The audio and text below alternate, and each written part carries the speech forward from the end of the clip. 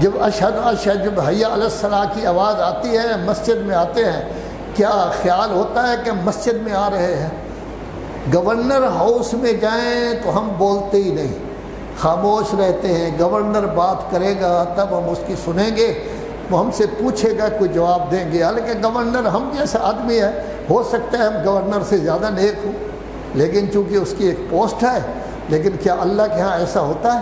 نہیں، بلکہ گپ شپ ہو رہی ہوتی ہے، 4 5 کی ٹولیاں بنی ہوتی ہیں، اس جگہ شور کر رہا ہے، تو اس جگہ شور کر رہا ہے، اس جگہ شور کر رہا ہے۔ احساس ہی نہیں ہوتا کہ اللہ کا گھر ہے، یا کم از کم یہ ہے کہ ہم یہ نہیں سمجھتے کہ اللہ کے گھر کا درجہ گورنر ہاؤس سے یا وزیر اعظم ہاؤس سے زیادہ ہے۔ ہم اس کو زیادہ اہمیت دیتے ہیں، وہاں خاموشی کے ساتھ جاتے ہیں، یہاں کسی چیز کی پرواہ نہیں کرتے۔ ابھی اذان ہو رہی تھی، تب بھی مومنین کا شور بھی تھا، باتیں بھی ہو رہی تھی۔ کیا اللہ کے گھر کا ہمیں خیال ہے؟ کیا اللہ کا ہمیں احساس ہے کہ اللہ ہے اور ہمارا مالک ہے، خالق ہے؟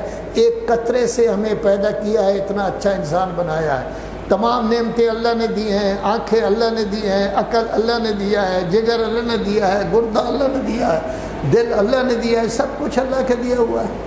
ہمیں اگر ایک آدمی ایک پیالی چائے کی پلاتا ہے، ہم کہتے ہیں بہت مہربانی، آپ نے بڑا لطف فرمایا، ذرا نوازی کی، آپ نے ہمیں چائے پلائی۔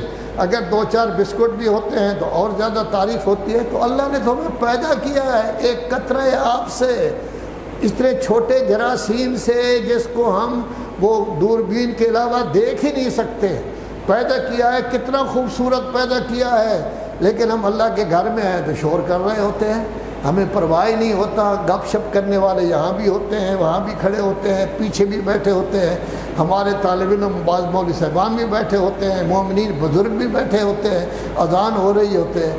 حالانکہ اللہ تبارک و تعالیٰ سورہ بقرہ میں ارشاد فرماتا رہا ہے کہ میرے گھر کی عظمت بہت زیادہ ہے، اس میں لوگ جب داخل ہوتے ہیں تو رعب و دبدبہ اللہ کا ہوتا ہے، ان کے سر جھکے ہوئے ہوتے ہیں، خاموشی کے ساتھ آتے ہیں۔ ہم تو سر جھکے ہوئے نہیں ہوتے، خاموشی کے ساتھ نہیں ہوتے، باتیں کرتے ہوئے آ رہے ہوتے ہیں، شور کرتے ہوئے آ رہے ہیں۔ تو کیا اللہ کا ہمیں احساس ہے؟ سیدھی سادی بات ہے، میں ہوں یا آپ، کوئی فرق نہیں پڑتا۔ ہم ہیں شیعہ، ہمارے نزدیک سب سے زیادہ اہمیت اہل بیت کی ہے۔ تھوڑا سا حصہ رسالت مآب کا ہے، کیوں کہ وہ اہل بیت کا حصہ ہیں، اہل بیت پنجتن پاک ہے نا، ان کا ایک حصہ وہ بھی ہے۔ اس کے بعد پھر اللہ کی باری آتی ہے، لذا اللہ کی بات کی طرف تو کوئی توجہ ہی نہیں ہے۔ لذا ہمارے مومنین جب ہمارے پاس آتے ہیں، ہم امام باڑہ بنا رہے ہیں، مسجد بھی ہے، ہاں مسجد بھی اوپر چھوٹی سی بنا دیں گے۔ ہمیں تو اہل بیت کے ساتھ محبت ہے، نہ اللہ کے ساتھ محبت ہے، نہ اللہ کی مسجد کے ساتھ محبت ہے، نہ اللہ کے کام کے ساتھ محبت ہے۔ اللہ بیچارے نے ہمیں پیدا کیا ہے، سب کچھ دیا ہے، لیکن ہم اللہ کی طرف جاتے ہی نہیں۔ اگر ہمارا اخلاق اللہ کی طرف اس طرح ہوا جیسے باپ کے ساتھ ہمارا اخلاق اچھا نہیں تو مارے جائیں گے، تو اللہ تو باپ کا بھی مالک ہے، اس نے اس کو بھی پیدا کیا ہے۔